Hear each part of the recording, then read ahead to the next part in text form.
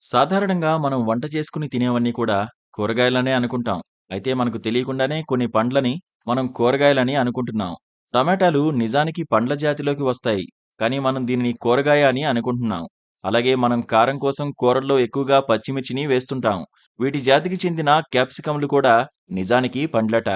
తీపిగా ఉన్న పచ్చిమిర్చిని, క్యాప్సికమ్లను మనం తక్కువగా వాడతాం. అయితే పాశ్చాత్య దేశాల్లో తీపిగా ఉన్న క్యాప్సికమ్లను ఎక్కువగా సలాడ్లలో తింటుంటారు. కుకుర్చిట్టు కుటుంబానికి చెందిన గుమ్మడికాయ, దోసకాయ, పుచ్చకాయలు ఇవన్నీ కూడా పండ్లట. వీటిలో మనం పుచ్చకాయలను తప్ప మిగతా అన్నీ కూడా కూరగాయలని భావిస్తాం. వంకాయలను మనం చాలా రకాలుగా వంట చేసుకుని తింటాం. అయితే వంకాయ కూడా నిజానికి పండేనట. అలాగే మొక్కజొన్నలను మనం ధాన్యపు గింజల విభాగంలోకి చేరుస్తామంటే పొరపాటే. ఇవి కూడా పండ్ల కిందకే వస్తాయట.